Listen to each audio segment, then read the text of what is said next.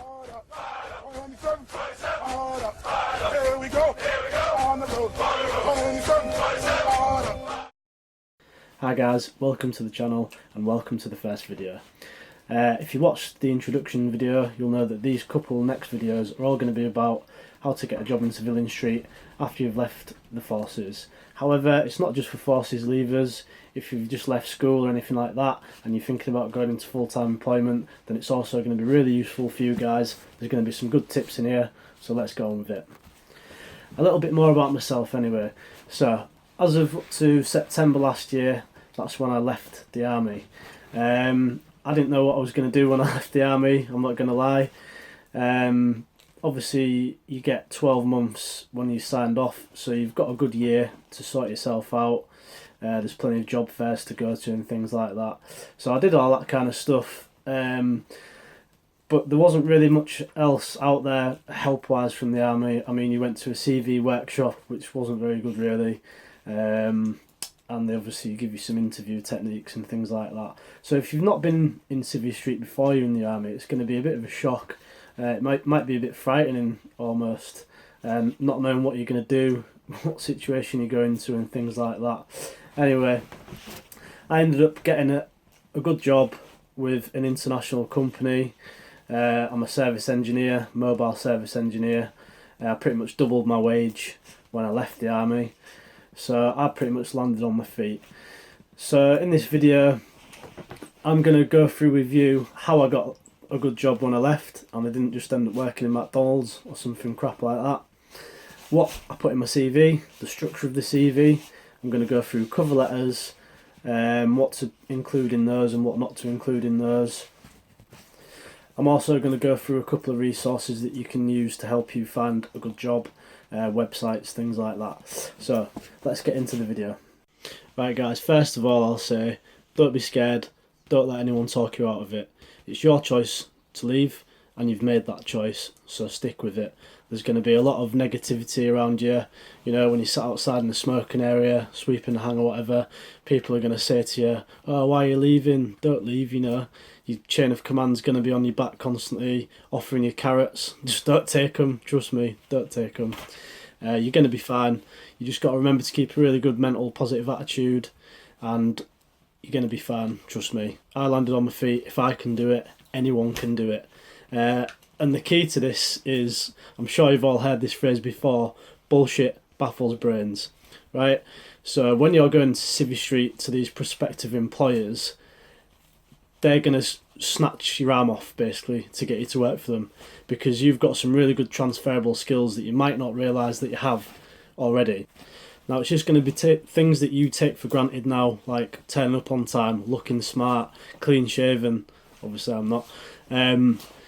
But these are things you take for granted now, but they really do transfer into Civilian Street and employers look for them above all else, because what are they going to take at the end of the day? Some dirty little civvy who can't be bothered to iron his suit, turn up for the interview on time, things like that. You know, you've already got it in the bag as far as that's concerned. And a lot of this stuff is first impressions as well. When you walk into the interview with a bit of air about yourself, they're going to think, right, this is a guy that I could employ. So when I left the army, I didn't have any kind of formal qualifications or anything like that. I've just got GCSEs.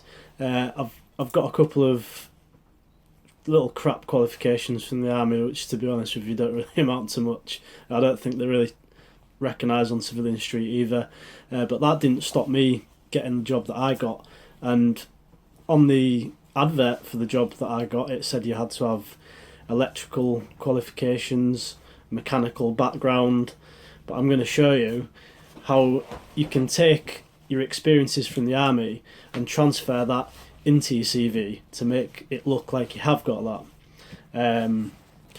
It's also worth noting at this point, obviously a lot of you are leaving the army, you know, the REME engineers, people like that among you are going to have a lot more transferable skills and qualifications, so you're going to find it a lot easier to get a job.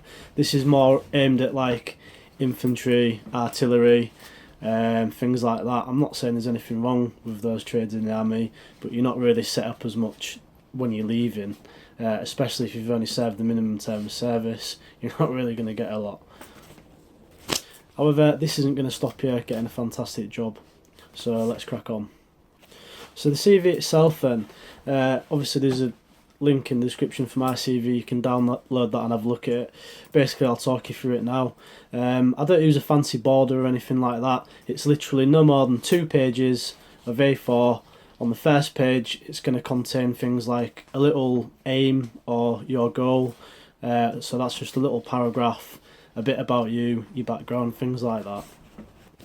Then underneath that, you're going to list the relevant, that's the important bit, the relevant qualifications to the job that you're applying for. So you can't just copy and paste this. You're going to have to put a bit of your own work into it, to the qualifications that you've got in there and how they're relevant for the job that you're going to be applying for. Now underneath that, I think there's a little bit of things about sports, hobbies, interest. There's not much, it's just a couple of lines just to show the employer that, you know, you've got something going on. You don't just work and then go home. You've got some other interests in life.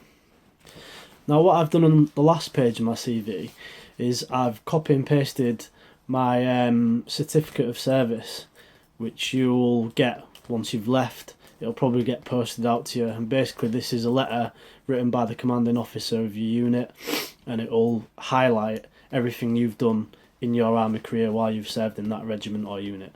This is a really good brag sheet to attach to the CV, because obviously employers will read through that and think, wow, look at this guy, you know, look at all these amazing things he's done.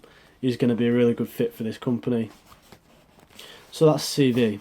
So moving on to the cover letter. Now this is literally going to be a line at the top saying, "Dear Sarah or Ma'am, blah blah blah," and then a little couple of lines underneath just saying why you're applying, which job you're applying for, why you think you'd be a good fit for the company, and that's literally it. And underneath it will say, you know, yours regards sincerely, John Smith.